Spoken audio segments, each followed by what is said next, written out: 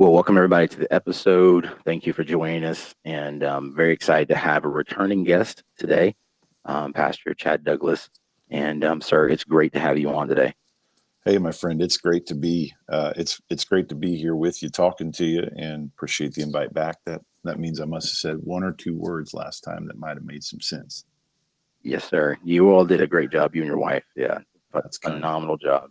Thank you And very I'm much. excited to dive in about being a husband and being a father today. But before we get started, want to pray and just kind of go in from there. Father, we thank you for this day. God, we thank you Thank for you, this time, Jesus. this ability to spend, Lord, discussing a very important topic, Lord, Oh in our yes, God. culture today, Lord, understanding being a father, being a husband, Lord. And I thank you, God, for this opportunity to gain wisdom and knowledge. I pray, oh God, that you would lead our conversation. I pray, God, that we would be effective in the way we communicate, Lord, and help us, I pray, oh God, to touch the hearts and minds of people, Lord, and let your spirit move, I pray. In Jesus' name we pray. Amen and Amen. amen. So, for those who don't know you, just real quickly, who are you? What do you do? And what's your family like? Sure. So, uh, I sometimes don't know if I'm coming or going. I do think I know who I am. I am Chad Douglas, pastor of New Life Tabernacle in Virginia Beach, and have had the privilege of being in ministry for over 22 years now in Wow. some type of leadership capacity within the local church, and have had the privilege, from I guess technically from the expert background, have had the privilege of being on committees and that have governed things as running the gamut from youth Yeah. to church culture to family, and so presently serve in the capacity of a presbyter for the Virginia District of the United Pentecostal Church. And so have had all of that matters in the sense that I guess it gives some validity to uh, the opportunities I've had to help people and um, to learn and glean regarding Yeah. relationships, the important factors that govern healthy relationships. And so that's helped as I'm talking here. All of those things are wonderful and great privileges, but none of them, in fact, they all pale in comparison, including, in my opinion, and in my feeling, even my privilege of pastoring the church that I've been pastoring for 16 years now. Yeah. All of that pales in comparison to being a husband and a father, to husband to my beautiful wife Kristen, and father to my beautiful daughter Alana. Um, the the privilege of serving in that role, if you will, and having those Yes, sir. relationships is the light of my life, and all of these other things have helped to, I think, build and prepare and give me insight to make sure that both what I'm doing at home is right, and what I'm doing at home can affect those other areas that I serve in. And so I think that gives a full picture. Been in church all my life, um, and I think it gives a full picture as to my background. The only other thing I'd mention is I also had the privilege before full-time ministry of serving as a courtroom deputy to a federal judge for almost 5 years. So I saw the best and worst of humanity in a very Yeah. real sense that also applies um, to the aspect of relationship, and learned at a young age some do's and don'ts, if you will, Yeah. um, with severe consequences. Wow. That's something I did not know. I didn't know you actually were in law enforcement. That's pretty cool. Well, I wasn't. The courtroom deputy role in federal court is different Okay. than state court. Federal court, it's the suit and tie. It's more of a clerk of the court role, um, Gotcha. and you're assigned specifically to a federal judge, and so you're the one that opens, closes court, tracks evidence, liaisons Gotcha. with the attorney and administrative personnel in the court system, and um, you're hands on with the the probation department, the marshals, and the judge's office. So Gotcha. Okay. it was an exciting job, and certainly probably I would have can led to. imagine. Yeah, I had the dream of going into practicing law, and it just wasn't the Yeah. Lord's will. And but it did afford a few years as a young man, early 20s, to really just see some amazing aspects of Yeah. very interesting and sometimes rewarding and sometimes very sad Yeah. side of life. Wow. Wow. That's pretty cool. Pretty cool. I know, like for today, we were, questions I sent and things we wanted to talk about as far as being a husband and father. Last time y'all did a phenomenal job, you and your wife, and you guys, if you've not watched or listened to that episode, it's both on YouTube and the podcast channel, and it's titled "The Art of Saying No." Really good conversation. Brought a whole lot of great tips out. But here lately, what I've been doing is I felt really to focus on, just the father and husband aspect of things. Right. Um, and for you, I know as a pastor, as a husband, as a father, when you're sitting across from a young man who's about to be one of those things or both of those things, right? He's about to be a husband or a father, and or what are some things that you're really trying to help him understand? What are some advice that you're really trying to share with him to help him navigate being in that role? Sure, it's a great question, and I think just to speak generally for a moment, I think what you're doing is so vital in the sense that men, I think in these roles, father and husband, sometimes men want to do right. They just don't know what that is. And Yeah, sometimes experience is going to be the only teacher, but there's certainly things you can learn on the front end um, and during the process of growing as a husband and father that you don't have to do these on your own. And it doesn't just come from, success or failure experience. It can come from other people's success and failure and right, experience. And so I think this is valuable. The bottom line is Christian husbands and fathers, we have to be willing to work on ourselves. Um, and if you look, I saw something just recently over the last, I think, 60 years or so. The 1960s in our country was the era of the sexual revolution, where you free love and if it feels good, do it kind of thing. And then you went right. to Yeah, the 70s was abortion was a prime issue. Do what you want, and you can eliminate the consequence. The yeah, 80s was the no fault divorce era. Families were literally just coming apart.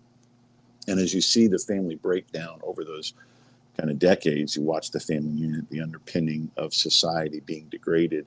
Then you move into the 90s where technology and sin come together with especially online pornography. yeah, Just an all-out assault on the minds of men, especially. 2000s, early 2000s is the hookup culture. You got to go find yourself. 2010s is same-sex marriage and these kind of things take the forefront. right. 2020s, we're in a time of identity crisis. Literally, all of these things. The point that I'm making is there's been a decade's assault on the family, the identity, the roles, the distinctions of men and women, and so we have to take it seriously, which means things like this and opportunities like this are important. And answering this question is important Yes, in sir. terms of advice about what a man should be focusing on if they're about to become a husband or a father. The first thing that I would mention that, and this is just from my perspective as a pastor and as a mentor, I often will talk about there's three P's that I'll use. First of all, is priorities. I'll challenge a man in the area of priorities that you have to set some things to keep your family first is obvious. And so, Right. in a nutshell, what I often challenge a young man that's getting ready to be a husband or a father is your family. Remember, always your family deserves the best of you, not the leftovers of you. And so, keep your family first. Don't allow the success and or failures of just existing and growing in other areas rob you of that priority. And Right. also, if it's a father that we're talking to that's already a husband, my challenge is often not only to go further in the priority, make sure you keep your marriage first. And I understand that in the beginning phases of infancy, there's a lot of changes to the family dynamic. Yes, there is. It's been 19 years almost since I experienced that in our home, but I can recall just enough that it is a total game changer. But all the more so, the greater the challenge, the greater the necessity of Right. making sure that the husband does not need to be taking the lead. The father does not need to be taking the lead from the wife and the mother in terms of preserving the priority of that relationship. Right. He needs to be leading. His wife needs to know that regardless of having this wonderful new addition to the family, she is still his priority. That's a basic need. One of the five Right. basic needs of a wife is that the man be involved in the family, but also one of the five basic needs of a woman is that she receives affection, and there's different ways to communicate that, but she has to still have affection from that man. So if it's a Right. husband becoming a father, it's even more so that you keep your marriage first. You do everything you can to prioritize that relationship, because it is the underpinning of every successful step from there. If you're a married couple, it's going, let me say it this way, it will best serve that child. And Yeah. that doesn't mean that if it's a single parent that they can't be successful. Of course not. But if you're married, that relationship being right is the thing that's going to best serve that child, and their relationships being right and their growth and et cetera. So the first thing that I would say there, the advice is priorities, and then the second would be to plan, because you won't keep your family first and also stay effective in other areas of your life by accident. Right. You have to strategize that. And the bottom line is that you have to plan in the aspect of strategizing, which is the how you're going to keep your family a priority, and then the planning phase is the when you're going to. So planning your calendar, planning your life, and partnering with your spouse to keep the family first. So Yeah. priorities, planning, and then both of those are pillars of a successful relationship and a successful family, and they stand on the foundation of pleasing God. This is the foundation of both of those pillars. What they stand on is a godly husband should be, regardless of the different roles they start to play as a husband, a man playing the role or taking on the role, responsibility of a husband and fatherhood. You just got to really be intentional to please God. And I don't just mean in relationship as far as, well, you ought to pray and you ought to read your Bible. Obviously, those Right. are components of it. Yeah. But I mean keeping at the center of, I want to please God. That's kind of a whole other thing. It's a pursuit, if you will, of holiness, which is an admonition of the New Testament to seek peace with all men and holiness. We Right. need to be men that are still seeking for pleasing God, because of course relational elements of prayer and fasting, all those things kind of birth from that desire. We need to be intentional about keeping that passion of wanting to please God, because they specifically will matter in the role of leader as a husband and a father. If you're trying your best to pursue God and to please him, and not be, from a legalistic or religiosity perspective, just, I want to please God, your family is going to know that. Your wife's going to Yeah. see that. Your children are going to see that. And it naturally births in them that same foundation that everything else can be built upon, which is, I just want to please God. Yeah. So Yeah. those are the things as a pastor that I'm communicating to brand new husbands and fathers. That's so good to prioritize, make sure that you're planning, and then, pleasing God. I know planning that part for some people can be like, it be very difficult, because it can feel like you have competing top priorities, Sure. right? So, Yeah, you have your family and also your ministry. And I know we talked a little bit about this, or a lot about this in the last episode, but, we did. Yeah. just kind of maybe to kind of help someone maybe find that place of focus.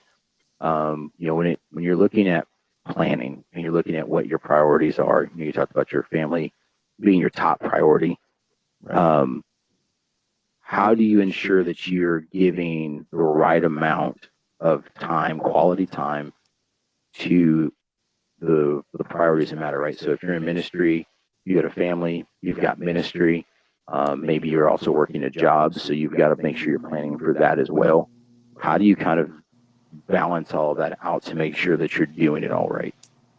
Yeah, that's a great question. And I think the first thing that in this discussion, in terms of planning, making sure that they're all there. I think the first thing is to take a little bit of the technicality off of it, and just be honest with ourselves.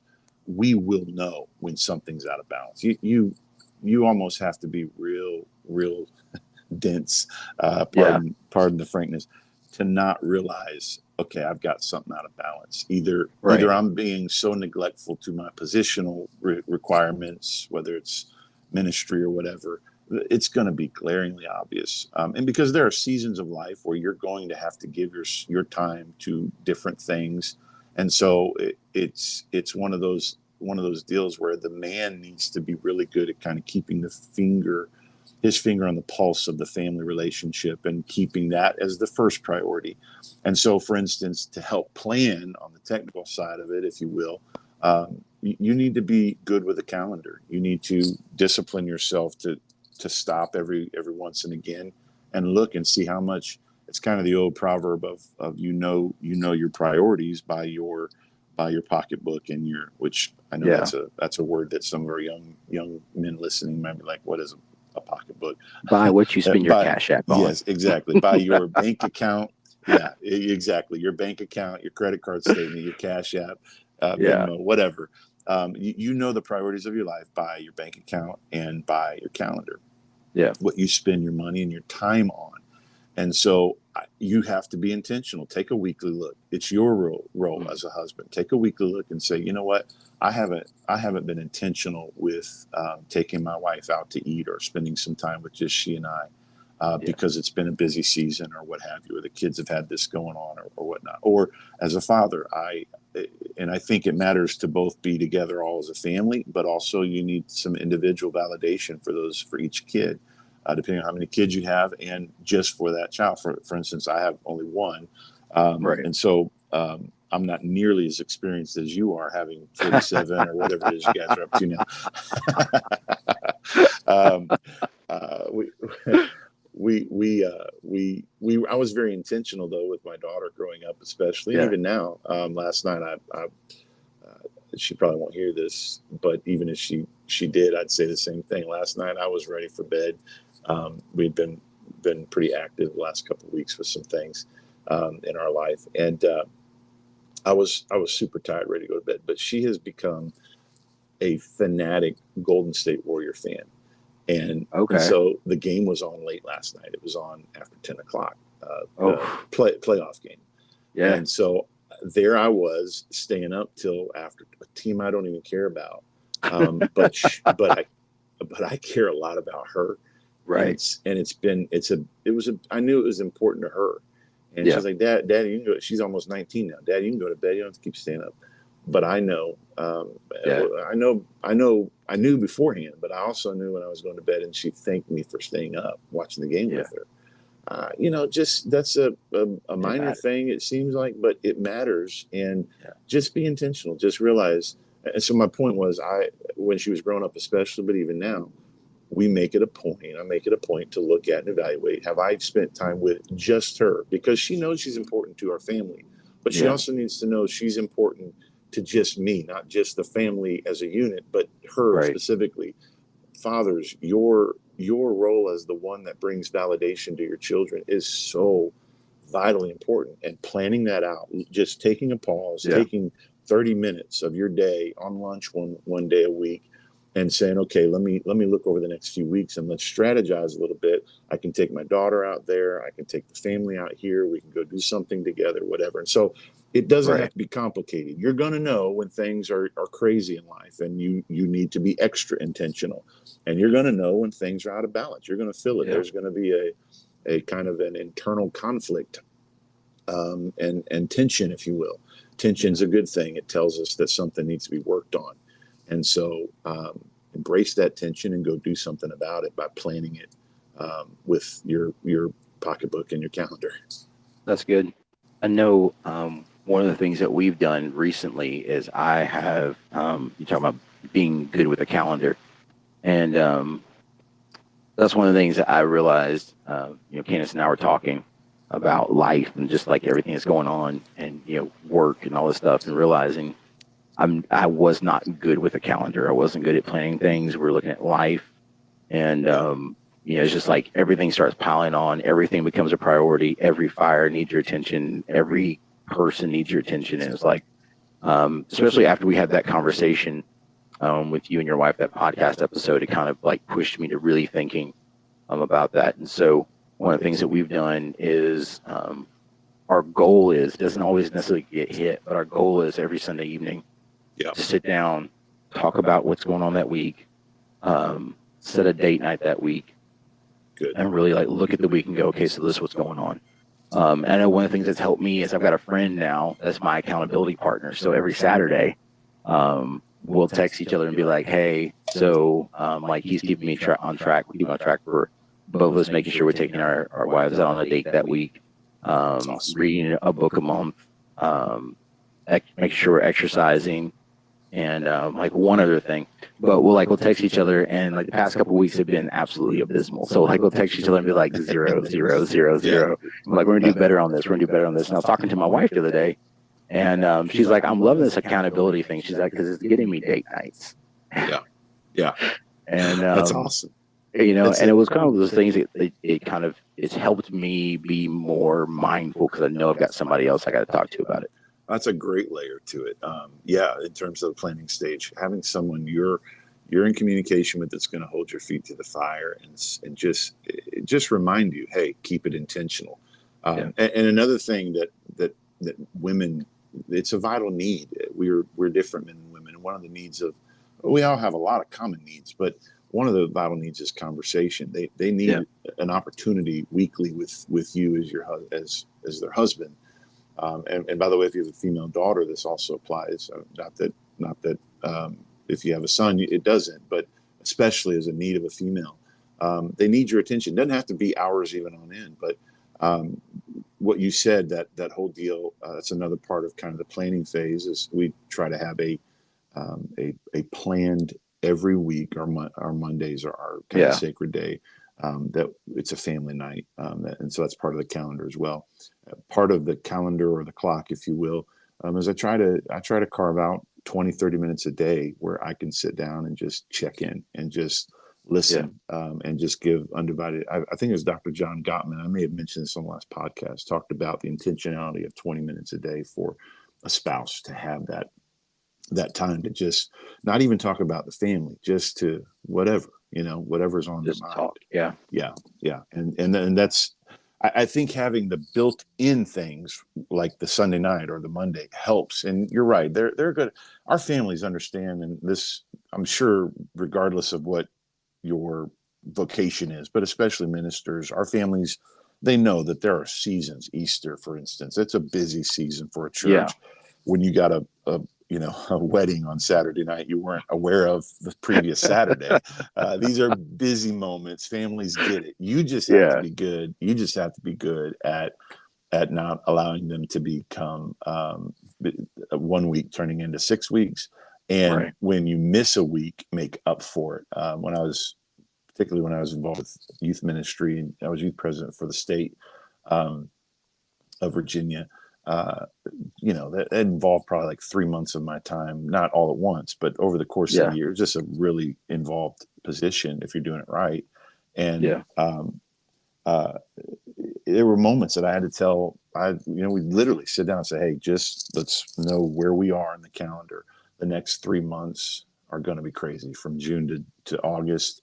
If you're, and I know this is kind of a niche for some people that are involved in the United Pentecostal Church. So, but no matter who you are, where background you're from, you'll understand. For us, that time is camp season, and so it just was crazy. And so my point for saying all that is, when you go into a season where you're busy, regardless of your vocation, whatever it is, talk about it and then make up for it. So hey, hang on, the next 2 months are going to be crazy, but don't worry. As soon as that is up, we got a 2-week vacation we're leaving on like the next week or whatever it may be.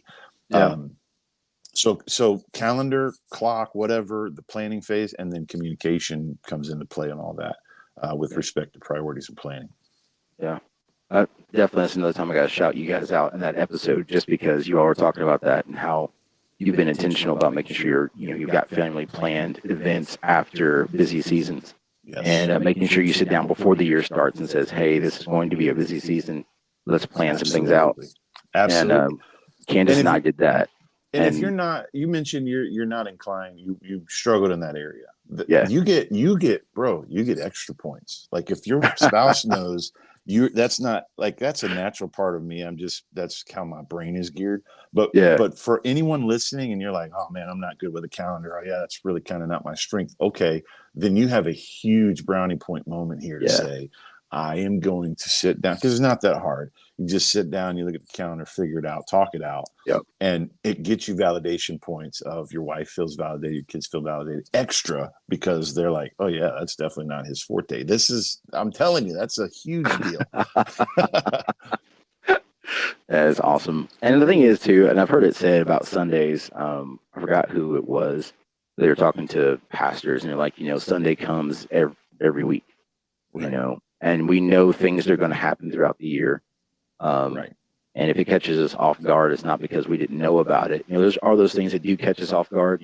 Things like the unplanned wedding on a Saturday when you got two events going on. Like Sure. that's an unplanned event, but most of the stuff that we have going on, we know it's going to happen. And, for me, I know it was just the lack of planning, the lack Right. of actually taking time to look at a calendar, sit down with my wife. And like this year, we've got two events that we're doing for our family coming out of it, right? So we've got me and her going away for our 10th year anniversary. Awesome. And then we're going away as a whole family. So grandparents and everybody, we're going to Pigeon Forge in September. So, like, I love it. but that wouldn't have happened, if we hadn't sat down, taking the advice that you all gave, if we hadn't sat down before the year started and gone, hey, what do we want to do? And That's really awesome. put, some priority on that. So I appreciate that advice. Absolutely. And you know what? I don't want to spend Yeah, more time on it, no, but you're good. I think it bleeds into this and address very quickly because husbands and wives may be listening, be like, well, yeah, it sounds good to take those kind of trips, but we can't afford it. What we're talking Right. about is the key. If you plan it ahead of time, if you really get on the front end of it, Yeah. you can afford it. You can because you can begin to plan way out. We take really, great trips, but many of it, of the reasons why is because we plan it way out in advance. And so that Yeah. planning and priority component of things will also make you realize you can do things you thought you couldn't do. You're right. Yeah. If you're trying it in 3 months from now, you probably couldn't afford it, especially Right. the larger family you have. But if you do it a year and a half, Yeah. you make payments, whatever. So anyway, just wanted to mention that kind of covers a whole nother part of relationships, the financial component Yeah. of it. Yeah. That's awesome. Next one I wanted to ask about was, still on this idea of, fatherhood and being married. And if you're sitting down with a young man, and he's about to get married, and the reason why this question came to my mind is recently I've sat down with guys who are married but are younger. When we start kind of discussing some things, you see that there's some questions that they never really asked themselves or were never really asked. Mm-hmm. What are some questions that you're asking a young man to examine about himself before he actually either proposes? If he comes to you and says, hey, pastor, this young lady I'm really interested in, I want to make her my wife. What are some questions you're going to ask him to kind of get him thinking about life in general and himself? It's good. It's good. And the clarification of himself is key because when I first was thinking the question that there were the obvious questions that you ask about, you know, other person. Is she, if Yeah. you're in ministry, is she ministry minded? Are you going to be equally yoked? Or have you met her family?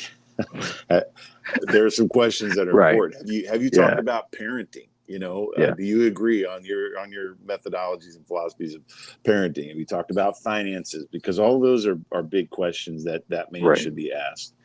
Have you had a fight yet? How Yeah. is the response? But the biggest question that I ask, it absolutely has to do um, with the individual, and that is my question is usually along the lines of: are you the husband that she's worthy of having? Mm-hmm. Are you the man that she deserves? Wow. And it's important because it makes that individual stop and first of all evaluate the value of what he's getting. We Right. so undervalue the gift of marriage and Yeah. the gift of the amazing person that we're getting ready to be connected to in holy covenant and vow that God Right. has created and ordained for us to have. But we neglect sometimes to think of it from the other perspective. Is she getting the gem that you're getting, so to speak? Right. And the question isn't meant to be, I mean, it's meant to get in your face a little bit. Are you the husband she's worth? Are you the man she deserves? Yeah. It's meant to challenge, though, in the positive of, if you're not, if you know there's some things that she outpaces you on, and look, we're not going, we're equal in value, but there are different, we play different roles, husbands and Right. Yeah. wives. And so there are things that my wife is more effective in, and there's things I'm more effective in. That's not what I'm talking about. I'm talking really more the Right. deeper issues, especially character, ministry, maturity, and all those things. If you're not, then you have something you can do about it. You can begin to apply yourself. And so the question is, are you the husband she's worthy of having? Are you the man that she deserves? And then the next question is if not, what are you doing about that? Right. Because it's meant to prompt the attention to the need and the accountability to start doing something about it. Are you Yeah. working on that? And if you're working on that, well, then that's part of the joy of marriage is you're going to grow together as you work on one another, as you work on yourselves and one another together. Right. Now, if there's a major flaw, if there's something significant, as a pastor, it's a different kind of role. There's been a couple times where I've had, actually, there's only been one. Let me go back that I can think of. Only one where I've had to say, look, you need to put the brakes on. And even though Yeah. you've got the date planned and the place planned and whatever, it ain't time, because you got to Yes. get this right. This isn't one of those that, well, I think I can figure it out. And then you get into it and you get covenant vowed together Yeah. and you didn't get it figured out. Yeah. So the big question is, are you the man that she deserves? And here's my philosophy on, and I'll say one more thing on that. If you aren't working on you, and this really is regardless of, you may be that guy in the sense that you're mature, you got everything together. And by the way, the question is for every person, because all of us have something we can work on. It applies. Right. Yeah. It applies to all of us, and that's why I ask it. But even though you might have it all together, and there's no major issues of needing to work on, um, the point is to bring this discussion about that I try to have with young men, especially men about to get married. Don't ever stop working on you, because if you're not working on you now, you Yeah. won't work. You won't work on you No. then when it's us instead of me. Um, Yeah. and so if that man is not willing to say, hey, there's some things I got to work on, and I'm gonna be the one that does it. Because what happens is a lot of times people get married and it's the female trying to push the man to do something, and it Yeah. just creates a cycle of frustration and disrespect, and then it Yeah. really takes some effort to get that reversed, that cycle Yeah. reversed. So the point is to make them realize that if you're not working on you now, continuing to grow now, you're going to have a real hard time doing that when it's no longer me, it's us. It's kind of like a young person. Hey, if you don't start a habit of talking to God and reading the Bible, it's going to be a whole lot harder when you're an older person. Yeah. So true. I know too with that,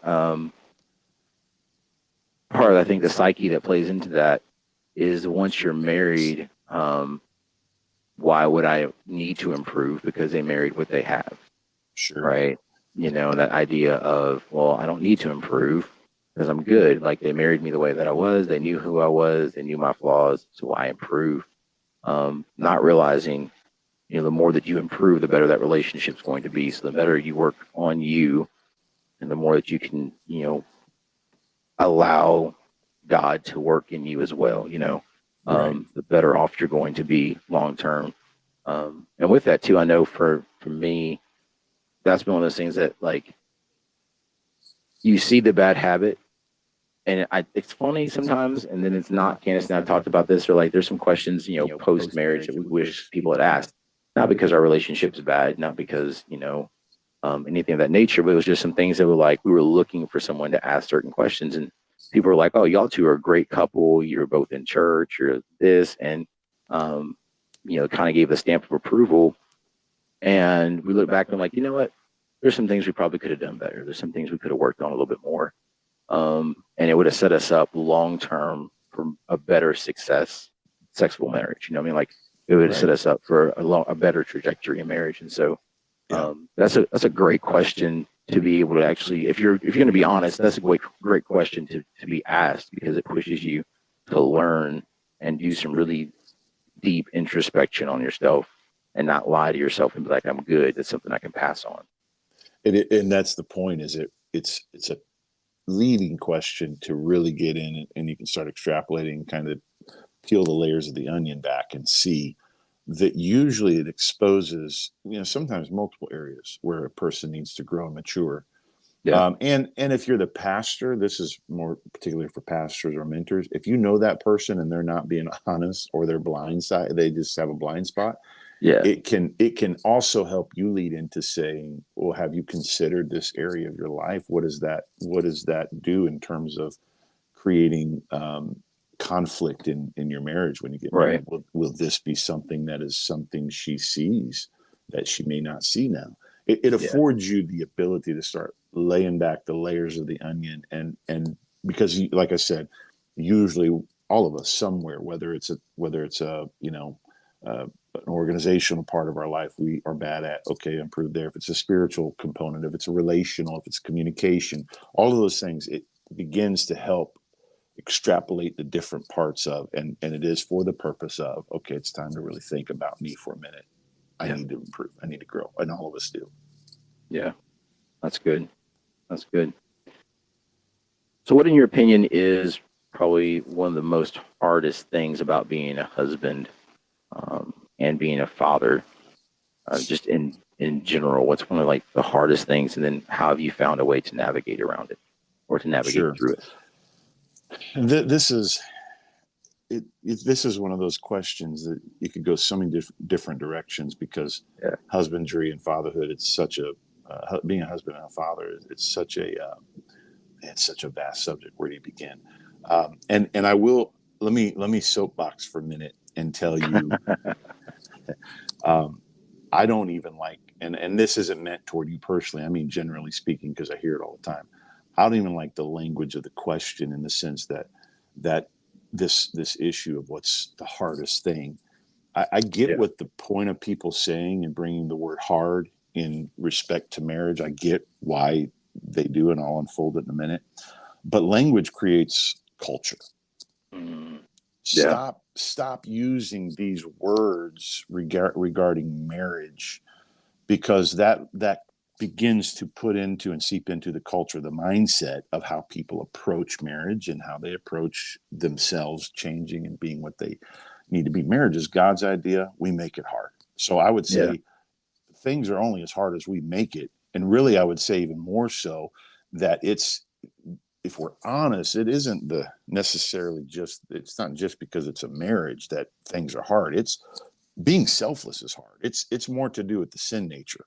If we're being honest, it all boils back down to putting to death the Yeah. sin nature. That's what's making anything hard, especially relationships in a God ordained covenant relationship like marriage.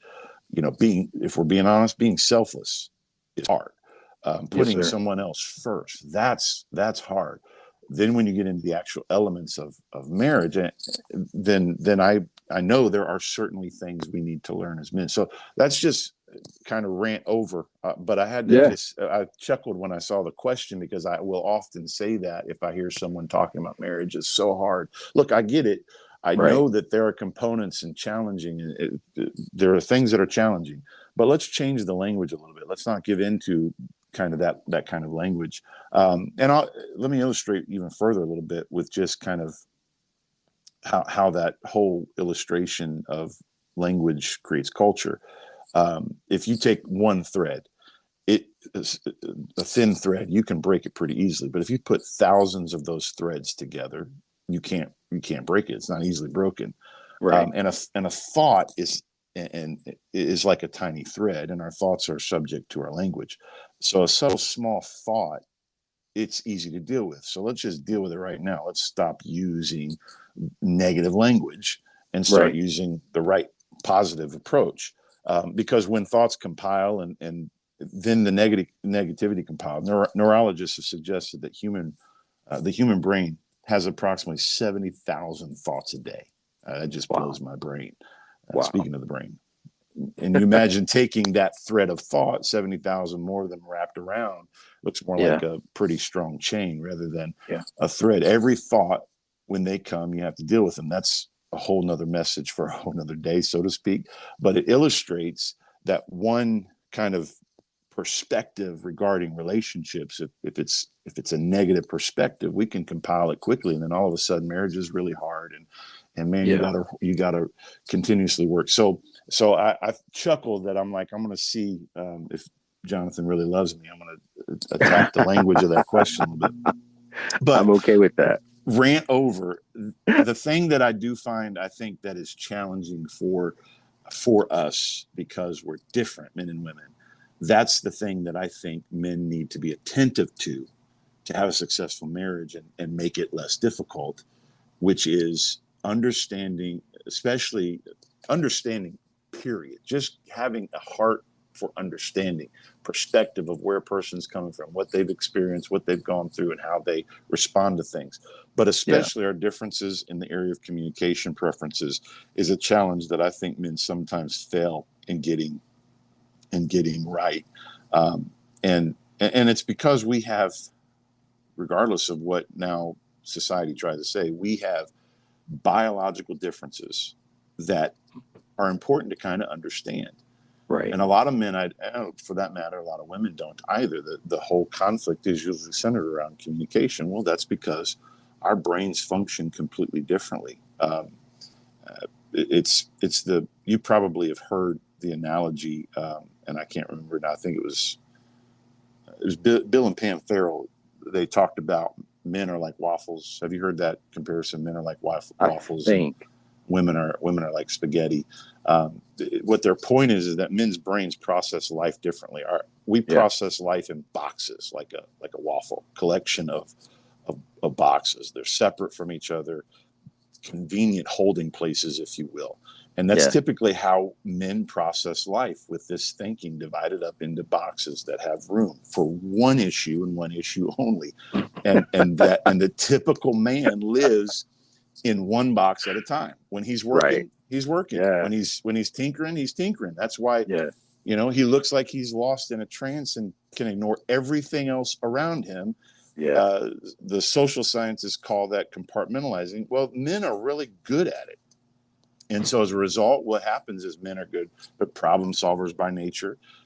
They enter a box, they size up the problem, they formulate a solution, and then they try to get there as quickly and efficiently as possible. And they're not as interested in the journey as much as they're interested in the destination. Well, Yeah. women are not like that. That's why men, they spend man spends most of his time in boxes he can succeed in.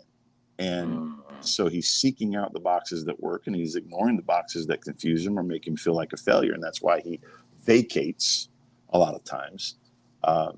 discussions and being present, because it's something he doesn't have a handle on. Yeah. And so men, they also take a success approach to communication. If they believe that it can reach a desirable outcome, well, they're highly motivated to converse. But on the other hand, if the conversation seems pointless or hard to Yeah. understand, he's losing motivation to talk and to clam up. and Yeah. and so that success drive, if you will, is why men find it so easy to develop hobbies that consume their time away from their spouse and their family. If he finds something he's good at, it makes him feel good, and so that's Yeah. where he puts himself and his time and his attention. And so that's why women can't understand this, but men literally, we have the nothing box. Our brain goes there. We think Yeah. differently. Now, women, on the other hand, they're like spaghetti. And it's not a perfect. It's like any relationship philosophy. It's not perfect, but it definitely has some like aha moments in it. Right. That Yeah. women process life more like a plate of spaghetti. And by the way, this doesn't mean men are right and women are wrong, or women are right and men are wrong. It means we're Right. different. And Yeah. that's the thing that is challenging, is we fail to understand that. And so when we get in conversations, we think from a man's brain that woman is hearing with a man's brain, and they're not. And we think Right. women think the opposite, because the plate of spaghetti analogy is it's like lots of individual noodles. They're all in one plate. They're all touching one another. And if you Right. attempt to follow one noodle around the plate, you're going to intersect with a lot of other noodles, and you might even switch to another noodle seamlessly without knowing it. And that's typically Right. how a woman processes life. That's why they're incredible multitaskers, and men are terrible at it. Men are compartmentalized. We're on one thing at a time, very focused. Yep. Women, they can bounce quickly and easily. Every thought and every issue is connected to every other thought and issue in Yeah. some way. And so life is more of a process for women than for men. And so they enjoy that journey probably as much as the destination, whereas men just are, they're destination oriented. So, and as I mentioned, the multitasking thing, all the thoughts, the emotions, the convictions, they're all connected for the female. She's able to process more information, track more activities. Yeah. So as a result, most women are in pursuit of connecting life together, and it's kind of the quintessential. I don't know if you remember. I don't remember who the comedian was, but I remember hearing the bit where he's talking about having went and golfed with his buddy, and he's out golfing, and he comes back, spent 4 hours with the guy, and the woman's like, "How's Steve doing?" And he's like, I guess he's doing good, And she's like, "Well, what about the marriage situation they were dealing with?" And the guy's like, "What marriage situation? I don't know what you're talking about." Well, what about the kids? What's going on with them? I don't Yeah. know. And the female is like, "What did you guys talk about?" And the guy is like, "Why did we have the need to even talk about? We were out enjoying the." He's like, "I know he got a new putter. I know the answer to that question. It's just the proverbial. We have a completely Yeah. different way of looking at Yeah. life and priorities that are focused. And by the way, that's a good thing, and it's why we need one another.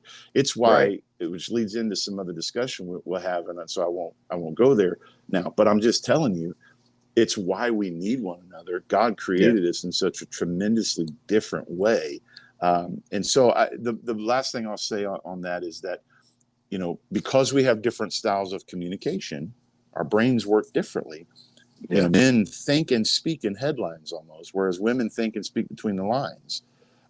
It's between the lines and it's the headlines. Then what we have to do is we have to learn to take turns, and whoever is beginning the conversation should be the one that sets the pace for it. Because if a female begins the conversation, she's there to talk about the journey that got them to this conversation. And men need to stop trying to fix the Yeah. thing that he hears, and his ears perk up and he's like, "Oh, I can fix that." Just listen Right. and just enjoy. Let her enjoy talking to you. If men are the ones that initiate, then, and I know the females aren't, this is geared toward men and husbands and fathers, but the same applies though. Let Right. him deal with that one thing. Don't try and jump and connect every other issue of life to it. Let him deal with and talk to you about that one thing. It really just comes Yeah. down to taking turns, and it really boils down to what is difficult is we don't take the time to learn the Yeah. differences and understand what and how that other person works. Yeah. I think that's probably one of the biggest things is being able to have that conversation and know the other person is listening.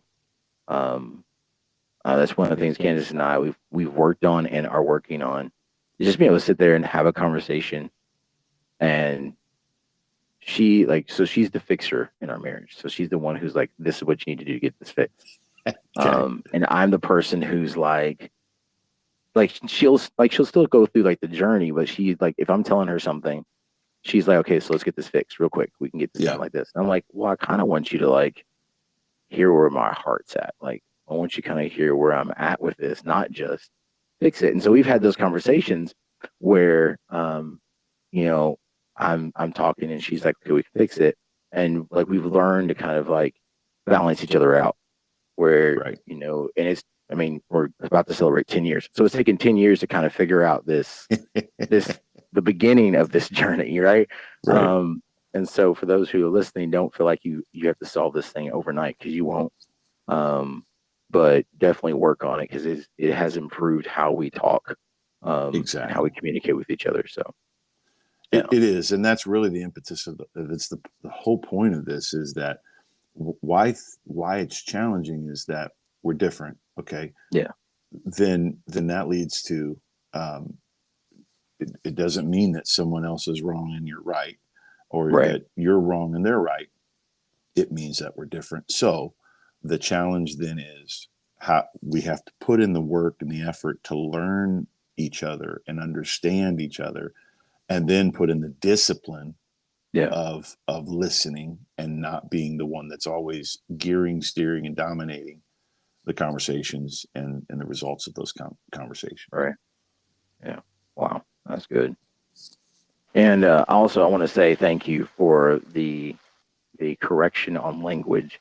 I had a conversation with someone actually not so long ago, an elder, and I sent him a question. And when you have those moments where they're like, "Hey, so the wording on this isn't good," it forces you kind of go, "Okay, so how do we rephrase this?" In the job world, we do it all the time, right? So for my job, we don't talk about problems; we talk about opportunities. There you What go. is the opportunity we have? Yeah, And but it can be very easy to slip into that mindset of, well, this is hard. exactly. But like you said, if you're going to focus on it, like it's hard if you make it hard. It's not hard, if you decide that you want to focus on it. Like, And if you instance, go ahead. I've got Lego set, right, that I have not built. My wife bought me a Ferrari Lego set, and it's got like 1,200 pieces in it. And some Oh my people look at that goodness, and be like, "That's hard, right? that's It's hard. 1,200 pieces, right?" Right. But to me, because I enjoy that, when I finally do put it together, and I've had it for 5 years, so that tells you how busy I've been. But when I finally do put this thing together, like it's not, there may be parts that are challenging, but it's not going to be hard. It I'm going doesn't to feel enjoy hard. it. Exactly. Exactly. It's And because that's I'm focused on it. hammer hitting the nail on the head. Absolutely. If this is, it goes back to the priority thing. This is the wife God's given you. She's Yeah. you are to love her like Christ loves the church. This is the most prized and Yeah. joyous thing. And by the way, creates the other greatest prized and joyous things, your children.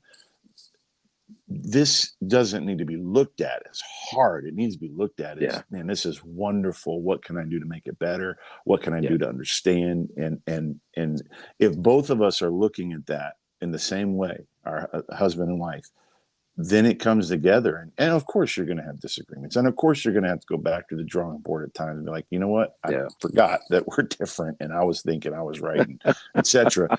But it really is. And I appreciate you being willing to let me kind of get on the soapbox for a minute. But it Yeah. really is important. We got to have the right concept. And I think you would actually ask in that kind of along the same lines, you'd ask something about the hardest thing about husband. Was that where you also ask about father?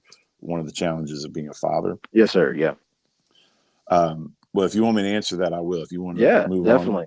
I think Definitely. No, no. for me as a pastor, my observation over the years it's afforded me kind of a front row seat to families and the dynamics of families. Um, and I feel like one of the biggest challenges I see for fathers is not loving God, not being faithful. Not that those aren't challenges for some, and they're vitally important areas and issues. Yeah. Um, but I find that fathers are struggling with the will to be firm in correction while also still being loving and spending time. And so what I've noticed is that some are either fathers are either so soft that they hardly ever correct, or they're too firm and they never express affection. Wow. And so I think fathers really need to be intentionally, your wife is not the one that needs to always be the disciplinary. Right. In fact, and I know that this is not universal in the sense that every every marriage is going to be a little bit different. Every male and female is a little bit different. But you have a godly role to be the one that Yeah. leads that family. Stop making your wife be the bad guy. You got to stop making your wife be the bad guy. Accept the Yeah. responsibility of, you know what, and you don't have to do it authoritatively with domineerance and I'm the boss. Bless God, you're going to do it like it's my way or the highway. No, you just have to set the standard of the home.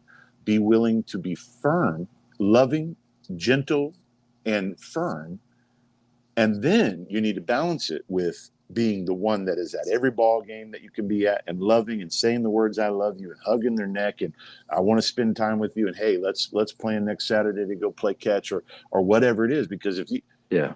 you have to walk the balance, because if you're the one that's always disciplining and you're harsh and you're then it's usually going to result in rejection and rebellion to what you're wanting.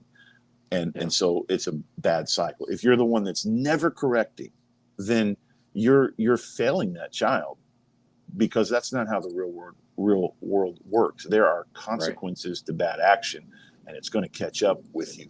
And so I think the challenge of fatherhood is to be firm, to be solid, and to correct when you need to correct, while also making sure you're balancing that with being the one that is affectionate and loving, and the biggest fan, if you will, of that child, the one that is, you need to be the most supreme validator in your home. Validate them with time, attention, words.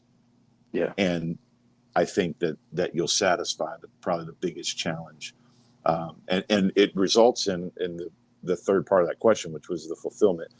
It is the most fulfilling thing as a man, for me, husband and father. I love opportunities and ministry, and I've traveled the world, and all those things they're wonderful. But at the end of the day, the conferences I've preached, and that's my lane. Other people Yeah. could be the court they practiced in, the surgery they perform, whatever. Right. At the end of the day, it ain't going to be one message that I've preached that really makes the fulfill. Yes, it's an honor. Don't get me wrong. But the biggest thing that is fulfilling to me is to know that I've created a well-balanced, godly, and loving atmosphere where memories have been made and time and life have been spent together that has equipped my wife and daughter for health, happiness, relationships, spiritual growth. And it all boils down to one of the things that fathers struggle with is just being there. That brings that's the greatest joy, when you can sit back after a long day and you can look across the room and your wife and your daughter are happy. Yeah. Bro, that's fulfillment. That's where we get our minds geared toward. That's what I want to see, because all too often it's the opposite. The fulfillment has come during the day, and man, you nailed the job and the task at hand, and you get home and everyone, and it's in turmoil and it's in disarray. And I know that there are roles to play, but dad, husband, it begins with you, usually ends with you. If you'll get that to be your priority, that when you get home, not before you get home, you're happy and you're fulfilled, and then you feel like frustration and failure at home. Get that right, and man, it's the platform everything else grows off of. Wow. That's so good. I know there are times, working, ministry and having, being bivocational, working the job that I work, there's times where I'm like super excited about my day, right? So like we met the deadline or we got something done, and I come home, and there are days where like I come home and everybody's excited and everybody's happy and it feels really good. And there's times where I come home and, there's everybody's running around. It looks like, the bomb went off at home, and like my wife is standing looking at me like, I'm glad you're happy, but I kind of need you to jump in right now and take care of some stuff. And learning how to like not put away your happiness, right? But learning how to jump in at that moment and be like, okay, so let me help out here. Helps her in that way, so that you can get to that point of looking around and everybody's, calm. Your wife is like, thank you, right? Because I've made the mistake of coming in and talking about my day when there's like 4 kids at the table crying because they're hungry, and I'm kind of helping but not moving fast. I'm trying to tell her about my day, but she's not really concerned about my day because at the time she's got 4 kids she's got to feed. Absolutely. And so, but being able to navigate that and see that happiness, there's nothing like it. I had to talk to a dad one time, and was at work and checking him out. He was, bringing some stuff up, and he had a little girl with him, and she was saying something, and you can kind of tell like he was irritated that she was talking to him. And it struck me because, we kind of have those moments sometimes where maybe we aren't the best dad, right? We're not the best at what we're supposed to be doing. Sure. but he made a comment along the lines of like not liking being a father. And Man. one Wow. was like he said in front of her, and it was just like, and I was a new dad at that point, and in my heart, I'm like, Wow. how could you not like your child? How could you not love your child? And realizing that there are some guys in this world who, whether it be because they never saw what a good dad was like, or maybe they consider their children mistakes or whatever it is, they don't see that. And it was one of those moments that like challenged me. It was like, I'm never going to, like, God help me, I'm never going to be in a place where my kids are a burden. And I give off that vibe that you're a mistake or I don't want to be around you. And Absolutely. it cut really bad that day just to see that interaction. And so that's been one of those things that's kind of like driven me to be a good father, and to be a good husband is when I see when people are not. I'm like, I want you to see like there is a good way to be, there's a poor way to be, and I can't agree with you when you're like, oh, I don't like being a dad, or Yeah. I don't No. like being married, or like I've got to make sure you see that there's that balance on the other side of things as Well, well. at some point, that's just at some point they got a lot of the stuff we've already talked about. They did not. They didn't Yeah, spend the time getting right. Like even the discipline part. Parent that's just at their wits end because their child is can't be controlled, so to speak. Whatever. right. Um, a lot of times that's because the father was not there or they failed in being firm and giving the correction to set a standard of conduct. Yeah, And so that what you're seeing is the frustration and the spillover of a whole lot of things that just weren't done or didn't yeah, give priority and planning to. Absolutely. Yeah, that's sad. It's tragic. Words are, man, words matter, bro. yeah, And the father and husband role, but especially dad to the yeah, kids. Um, Man, just be careful with your words because it's one of those deals where a lot of times, and this is bleeding into something I didn't mean for it too, but you're good. talking about punishment and discipline. Um, I've heard parents talk about, well, I have a hard time spanking my child because I don't want to hurt them. But the same person will raise their voice and yell, Yeah, and and and I'm not saying that I've raised my voice. I've even yelled. I'm not perfect. I'm saying the yeah, idea that that doesn't still strike pain. And I think if what I've studied is anywhere accurate, the raised voice, that kind of vitriol harshness strikes a whole lot deeper than the temporary moment. And I don't mean anything radical or abusive. I think that goes right, without saying, but an right. appropriately timed and uh, moment of physical discipline, that harshness, especially over any period of time, carries a whole lot more wound Yeah, than the other. And man, our point for all that is really be careful, parents, dads. Just think about it. Just really be conscious of it. My words yeah, matter, and they can help and heal, or they can hurt and wound, and it's really there's not a whole lot of in between. yeah, yeah. No, going back to what you were talking about earlier about being a father and making sure as far as the correction balance, I saw something not too long ago. As a podcast I listened to, and he was talking about he's a former Navy SEAL, and he was talking about when he was training other SEALs. He said you'd see a Navy SEAL who was super aggressive and overly aggressive in training. He would talk to him and say, "Hey, you're a little bit aggressive. Kind of dial it back a little bit."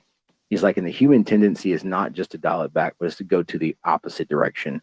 Yeah, Totally. Right. So you go from being overly aggressive to not aggressive. And then he's like, hey, so you need to dial it up a little bit. And then they go back to being, super aggressive. And he said sometimes you can get frustrated. He's like, it's very hard for humanity to really find that balance and find that middle, um, of, of of having, in his context, aggression, and also being able to step back and not be aggressive because the moment doesn't call for it.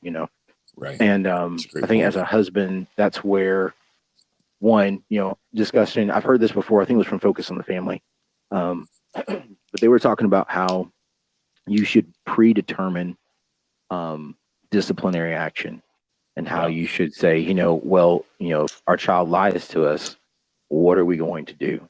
If our Right. child steals something, what are we going to do? If we tell our child to do something and they don't do it, what is the course of action? What are the steps we're going to take? And what does Yeah. that build to? And they were talking about how that allows you to then, have a game plan. And so when it happens, you don't have to kind of like come up with something on the spur of the moment and be like, oh, you're grounded for 4 months. When they maybe made a mistake, but you're able to like look at the situation and go, okay, so this is what our protocol as a family is. We've talked about it. You did this. You know what the next step is because we've talked about it. So this is the next step we're going to go with. And if you don't, obey in the situation, the next step is this. And being able to talk in a reasonable way with the child and giving them like, this is how we escalate this. It doesn't just immediately jump from 0 to 1,000. Yes. Um, Allowing you to be able to maintain your emotions because and I think it's funny sometimes to think about it as an adult. But you feel like you're almost out of control of the situation because the kid's done something. And so you feel like you've got to like wrap your arms around it really quick and fix it really quick, Yep. realizing that, hey, no, you're the adult, step back. And I'm totally guilty of this. So I'm not saying it from a position of I've never made this mistake, but realizing, hey, okay, so as the adult, how am I trying to guide my child? And that's been one of the things that's challenged me is at work, we're taught to coach people up, right? So Yeah. if I have a team member who makes an error on an inventory, right? My job is not to immediately write them up and fire them. If I have Right. somebody who's late, my job is not to immediately write them up and fire them. My job is to sit down with them and go, hey, saw you were late the day. What's going on? Talk through why they were late, right? Yep. And at certain ages, your child's not going to be able to tell you why they did what they did, but the concept still applies, right? To be able to have that conversation or just give direction. Hey, this is what I need from you. I need you to do this, or this is the consequence. But still remaining in control of your emotions, your voice, and the situation, so the child doesn't feel like they're controlling the situation. Absolutely. That is some of the best I've ever heard put into words. What you just said is so key, and because the bottom line is, um, not every offense needs a voice raised, or Yeah, not every offense needs a mean approach or a harsh approach. And I should say, very seldom does it ever. Not, there are times you're going to get the parent voice on, and it has to be. There's yeah, got to be some directness, but and also with physical punishment. Every offense shouldn't be, you're going to get a whipping, or right. get a paddle or whatever. And I think what you just delineated is so key, which is having a plan keeps you away from doing something real dumb Yeah, and woundful in the moment of anger. When Paul talks to men about praying everywhere, lifting up holy hands without wrath and doubting, he's dealing with several issues that men wrestle with, but one of them specifically is the area of anger. yeah, And whether it's with words or with your hand, when you discipline in that moment of anger, you are man, you're violating what you just addressed, which is having a proper, purposeful approach, which will result way better in what you need and what that child needs, in terms of end result, yeah, than just resorting to whatever anger response. And so I think that's really important. Back to the whole planning part of things, prioritizing your family and planning. That goes back to the question that I mentioned kind of offhand about, have you talked about children and how you're going to raise your right. children? Men and women have different approaches. Both are important to consider. So husbands and wives need to talk about it, and they need to sit down and listen and give validation to both views, and then come to a biblical and right focused decision on how do we discipline our children. Yeah, And I think that the more you're equipped as a dad, then you're willing to go back to what I talked about, which was one of the challenges, and that is Sometimes men vacate. They don't want to be the disciplinarian. They don't want to be the bad guy. Yeah. Why? Because they feel like, oh, I'm gonna go overboard. I've heard Yeah. men say that. I don't want to ever, be the one to correct my child because I'm gonna go overboard. But that's a pathetic excuse. It That is. tells me more about you than you realize it tells me.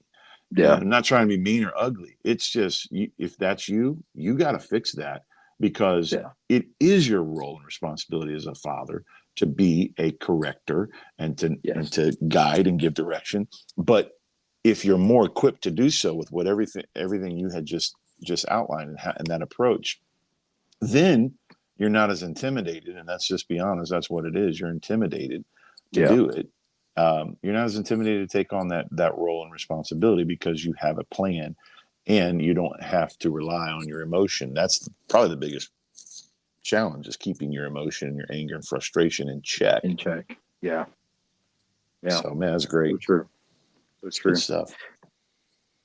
One of the last things I wanted to ask, and this came from a couple personal experiences, Mhm. um, was around communication with our spouses. And there's times where we can fail to communicate because we think in the moment it'll make us look weak, whether that be a mistake that we've made or something that's happened that we thought was going to go a different direction. Just it's something that makes us in our mind, it's going to make us look weak. Mhm. Um, in those moments, the two questions I have is one, can you communicate too much? So in a moment where maybe um, you failed to make a deadline on something that was surrounding the family or something that you feel like is something that you're dealing with internally, Right. can you communicate too much to your spouse?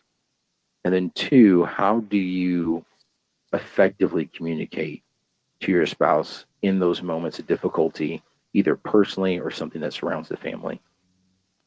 Yeah, it's a good question. The quick answer or the short answer to the first question is, can we communicate too much information? Yes, I think you can. If it's about looking weak, I think that's silly. I think Right. that's a pride issue, and we need to get over that. Um, Hopefully, you know, there's a trust element in your relationship, and women need to work on this. That sometimes they can kind of mock their husband if they show emotion or whatever, and so it's a deeper subject than just this one question. But yes, Right. I think you can communicate too much, and I'll get into kind of the hows in a minute or the why I say that. But I don't think that looking weak and the pride element there is a good reason not to. No, I think um, that's something we just got to get over as men. It doesn't help our relationship. But on the yes part of it, yes, we can. As to what would be a reason to consider, withholding, not withholding or hiding something, but just I think more appropriately, it's you should consider what and how you're sharing it. And so to move to the second question, what's the best practice to communication with respect to sharing things when you're struggling, you're going through, and you're really going to be vulnerable and open up. I think number one, motives matter. So let me talk about motives. Um, and then I think timing matters. So I'll talk about timing, and I won't take a lot of time on all these. I'm just very Yeah. quickly kind of summarizing, and then tone matters. First of all, men are naturally inclined to be more confrontational when they have an issue or a disappointment or whatever it may be. So we need to Yeah. consider our tone when we're sharing with our wives those difficult discussions, whether it's about the relationship, about us personally, you know, whatever we're going through. Ministry is overwhelming, life is overwhelming, etc. Be careful with your tone. Yeah. Um, the timing matters, and I'll just give you kind of a small scale that relates in principle to whatever the scale may be, large or small. But recently, my wife and I were working on a project that involved other people. Someone dropped the ball. They communicated that later at night. My wife was already lying in bed. She was already just kind of, it was a busy day. It was a lot of work. We were just Yeah. physically exhausted. She's lying in bed because of that other person kind of not fulfilling something. It was going to result in she and I having a longer day the next day. But the last thing I wanted to do was tell my wife, who had kind of decompressed from the day she had just had, Right. the last thing I wanted to do was tell her in that moment. I wanted her to not worry about it, get some sleep. Yeah. And so, of course, the next day, shared it. She literally thanked me. Thank you for not telling me that last night. Um, Timing matters. Okay, so I think you can share too much, yes, because you just picked a bad time to do it. Yeah. Um, and then, but ultimately, motives are the thing that I would just spend a moment or two on to say. I don't think our wives need the quote unquote protection near as much as we like to think. Mm. Um, our wives are strong, and Yeah. they have perspectives that are blind spots for us. It goes back to they're looking at things from a total. They have the plate of spaghetti, everything's touching. There's Right. emotion involved. There's there's feelings that they consider a lot more than men do. Yeah. And so many times we talk about that from the negative, like, oh, women emote. That's a positive thing. That's something Right. we are weak on. We need their strength in. And so, you know, we we need to realize that our wives can handle some things when we're Yeah. going through difficult times in life. And we also need to realize, okay, we need their strength and their counsel as much as they need ours. We need their strength and their counsel. My wife, because she sees things from a different perspective, has saved my bacon so many times, from pastoring to parenting, whatever. She Yeah. offers me a perspective that a lot of times will soften, going back to that confrontational approach, it'll soften and say, you know what, I needed a moment to Right. consider this a little more. And then the other thing that I would say in all this, the motive element, our wives are strong. They have perspective we don't have. They need the companionship. It's one of the five basic needs of the females. They need companionship. They need to feel like they're the helpmeet God called them to be. They need the companionship of working on problems with us.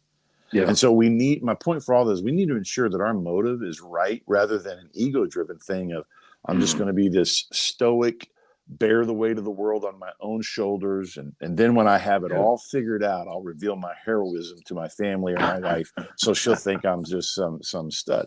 Here, I got some revelation for you.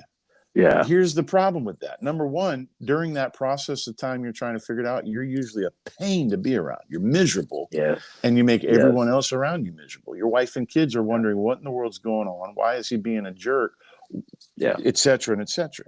Okay. Number two, you miss the blind spot counsel that I referred to earlier. You don't gain from her strength and wisdom. And Yeah. number three, I'm just going to tell you, fellas, your wife is not impressed by this. She's hurt that you couldn't trust Yeah. her as the helpmeet God designed for you to work together and bear things together. And Yeah. so it's a multi-layered question, but yes, I do think you can share too much in the sense that your timing's off, your motives are wrong. And one more thing that I'll address in a second, but I think that we need to realize that kind of the default should be most often that they are stronger than we give them credit for sometimes. They have Yeah. perspectives we really need. And it's a whole lot better to talk it out, and you feel better. It's a cathartic thing almost to be able to talk it out and them know why you're frustrated, why you're Right. going through it, why you're struggling, or whatever, Yeah. rather than having to guess, why is dad and my husband just a crazy man right now or miserable to be around. Now, with that respect to the cathartic thing, and why, one more reason why I think we have to be careful, our motives got to be right. We can share too much.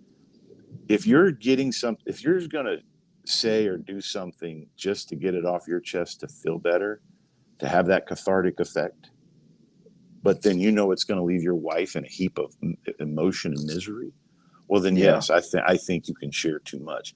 I'll give you, for instance, as pastor, and now this is just me. So, you ultimately, if you're under a pastor, you need to definitely talk with your pastor. Right. But this is just me. But I have seen men that have, for instance, I'll give you a very a men specific thing. I've seen men that struggled with pornography when they were married years before. Like they've already gotten victory over this. They're doing so good. 5 years Yeah. ago, 6 years ago, whatever. And all of a sudden they feel the need to bare their soul to their wife and tell them about this failure, this mistake. Yeah. And it serves, your pastor's there for that, your God is there for that. It's not an ongoing issue that you need to work on your relationship. Your relationship is perfect. All these Right. things. I've literally seen men cause their wives go into a cycle of emotion and trauma and hurt because they just wanted to get something off their chest and feel better. I think Mm-hmm. then times like that, you really need to consider the right counsel first before. Now, if there's something that has to come up because it's a relational issue and it's ongoing or what have you, and there's Yeah. multi layers to that. But I think men have to be careful that it's not just to make themselves feel better and they put their Wow. wives in an emotional wrecking place. So Wow. that's timing That's good. matters. And, That's and, good. so anyways, that's my perspective on that question. Yeah. Wow.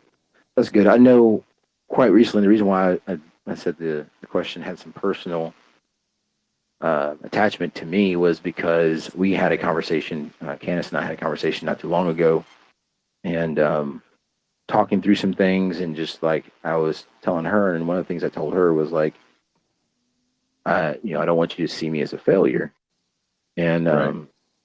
she took that moment to be awesome, like to be absolutely awesome, and just be like to convey to me how she saw me, and to remind me, as you were saying, that she was there to help, and that we were able to have those discussions. She's able to give me advice. She's able to kind of help navigate it. And I have found over and over and over and over the past 10 years that when I have a conversation with my wife about a difficulty or about a situation going on, that she is able to offer that perspective of, you could just do this. And my brain hasn't even, like you were saying, my brain hasn't even considered that avenue, hasn't even looked 100%. down that road. And she's like, 100%, you man. could just do this. That fixer in her kicks in, right? And she's like, you could just 100%. do this. And I'm like, oh, oh, that makes so much more sense now. And it goes from me just feeling like I've got a weight on my shoulders that I've got to work through and figure out, to now it's like, okay, this is actually something that we can process, we can work through, we can navigate the situation. For the times that I have held on to information that she needed to know or should have known, um, you know, to be able to help navigate that, I have been that bear of a person to be around because I go Yeah. quiet, right? Yep. Yep. I'm not a person if I'm dealing with something, I go silent. And she's like, so what's wrong? Uh, Yep. and it Yep. shuts down and my kids want to play. And I'm like, daddy can't play right now. So I'm trying to Yep. process this thing in my brain where if I was to say, hey, later tonight when the kids go to bed, we need to talk to kind of figure something out. She'd be like, all right, let's do that. And at that point, I at least feel the release that we're going to talk about it, and it allows me to be able to navigate my family relationship a little bit better. It does. And it explains to them that you're processing something, that you're not Yeah. trying to hide it. You're not trying to, you know, even be stoic and heroic. You're processing it for the effect of, or for the advantage of being able to talk about it and deal with it and Yeah. fix it. And I think I would say one thing, that if you have that, hey, later tonight, and you talked about something, give a little bleed of what it is, so that your Right. wife, or Yeah. this is generally speaking, the person is not in panic, like, oh my God, what What I possibly could do. this be? Yeah, exactly. But what you said is absolutely, it's so good. Just Yeah. communication. It's a wonderful thing. Just Yeah. communicate. It doesn't have to be in depth. Hey, this is kind of what I'm struggling with, and I just got to kind of process it for a minute, and I want to talk to you about it. Then you know what? Then your wife doesn't have to be eventually what probably she feels like she's is nagging, and women have to be careful with that as well. You need to be real aware. There's a fine line between being a helpmeet and then being someone that's nagging, and Yeah. But a lot of it comes back to just a simple communication. Um, Yeah. and I'll say two more things on this. One of the five, there's a book out by Dr. Willard Harley, His Needs, Her Needs, older book, way back. His Needs, Her Needs, and he from years and thousands of counseling sessions a counselor, family counselor. He kind of listed out the 5 basic needs of men, 5 basic needs of women. And one of the 5 basic needs of a woman is honesty and openness. And that's where this comes into play. She needs for you to be open about this. If you are wrestling with something that is something to companionship and work out together, and you refuse to tell her, and then you come back after a time period of silence and frustration, whatever else, it's not gonna be something she is going to be in herself helped by or increased by, for the most part. Be honest and open. And the one thing I would say, maybe women are listening to this, is when your husband is vulnerable and shares with you, like what you just said in your example. You said that you told your wife, I don't want you to think of me as a failure. You need to be real conscious and careful that you're not telling your girlfriends about this stuff. You have to preserve the sanctity. And it doesn't happen all the time, but I have seen it happen where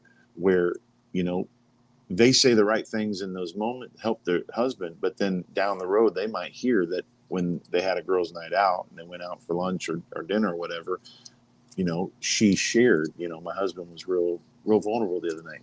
That's not what you need to conversate about.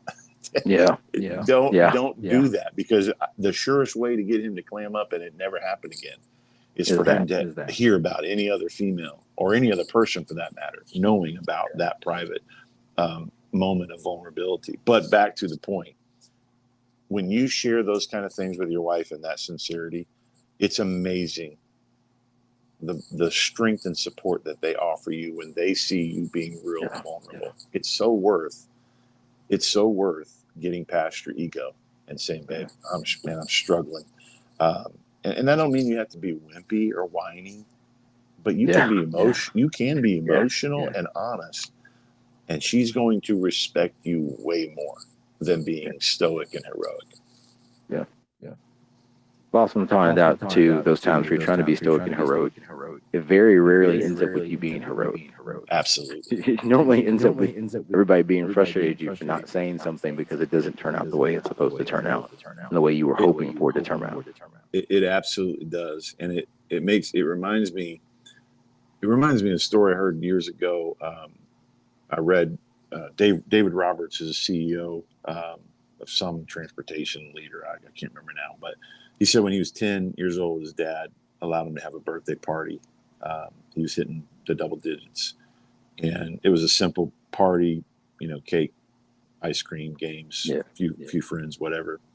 And during the course of the party, some of the friends began to play with a beach ball, and they wouldn't let him play. And so this 10-year-old boy took the ball, locked it in his bathroom, and he said it allowed him to remain the center of attention. But he said he had great parents. His dad never let moments of character development pass without taking advantage of it. And he said he pulled him aside and he told him that he was acting selfishly.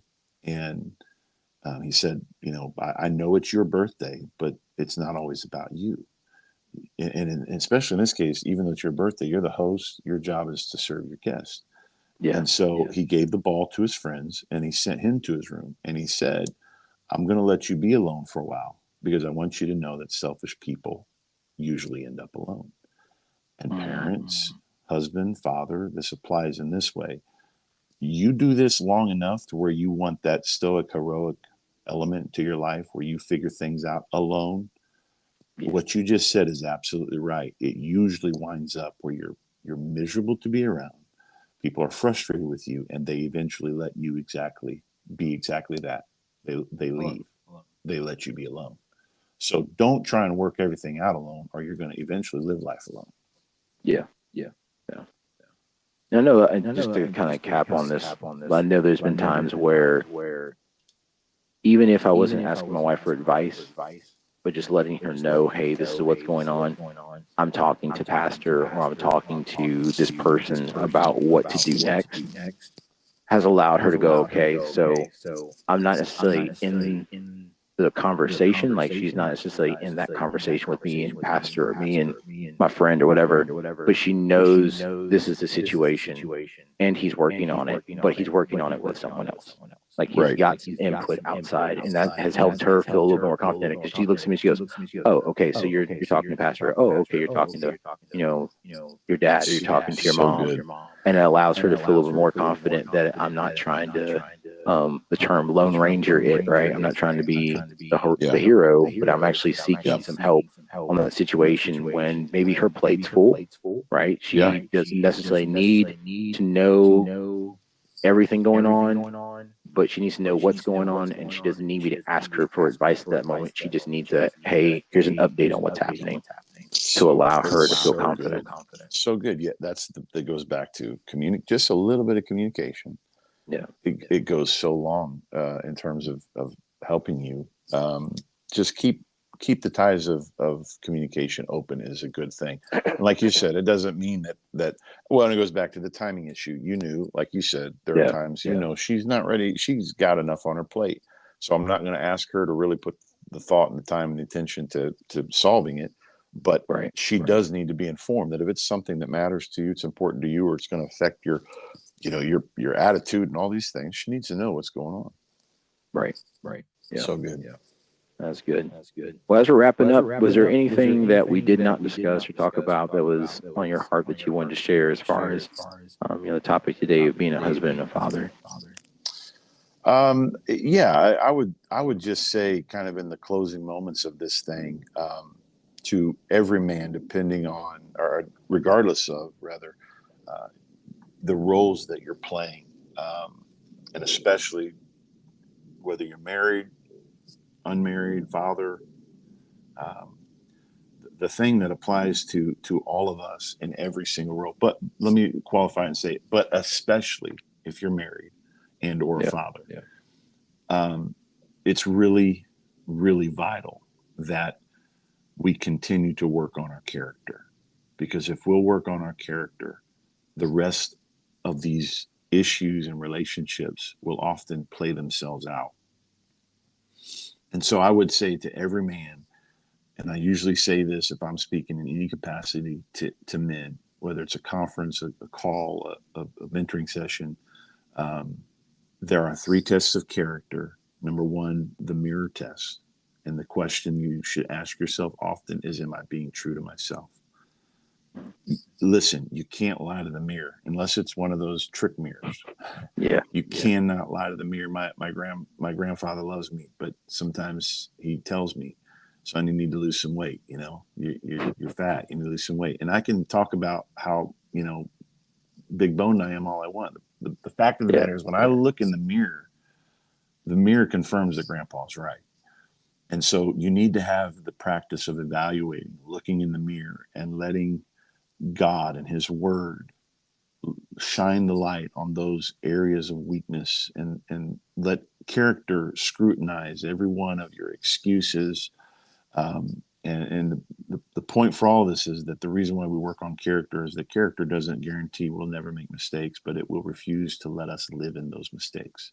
Yeah. And as husbands and fathers, there's too much at stake. We need to constantly be evaluating ourselves in the mirror test. And so there's Yeah. the test of the mirror is something that you need to be familiar with to work on your character. Number two is the mentor test. You need to have someone in your life, whether it's your pastor or someone, an elder, someone in addition to. And by the way, if it's your pastor, he still is your pastor. It's two Right. different roles. He can serve both, but he's still got to be pastor at times. But regardless of who the mentor is, you need to pass the mentor test, being accountable. You talked about accountability earlier. That's kind of this layer here. You need to have someone that you're accountable to, that you are being honest with, and you can pass the test of the mentor, and be able to know that what you're saying about your life is in fact what they see your life, Yeah. and see from your life. And so, and then thirdly, working on your character, there's the mirror test, the mentor test, and then the masses test. Are you really who you are and what you're portraying to everybody that's following you, beginning with your wife and your child? Because they'll see through every veneer, and they'll see through every fake and phony. Make Yeah. sure that you are what you're supposed to be to them, which is the leader, the spiritual guide, the nurturer, the greatest source of their affection, the greatest source of their love, the greatest source of their confidence. And if you'll work on the character, if you'll focus on your character in those regards, then I promise you some of these other things will come together. It reminds me, and I'll close with this. Um, there was a little boy that the man was very close to his son. He loved him very much, and every day after work, the man would come home. They would play together, throw the ball around, play catch, etc. One night, while the man was working, he loved spending extra time with his sons, but this is one of those busy times we had talked about. We have them. The seasons are challenging at times, and they're busy. He realized they had extra work to do that evening, and wouldn't be able to play with his son as long as he would like.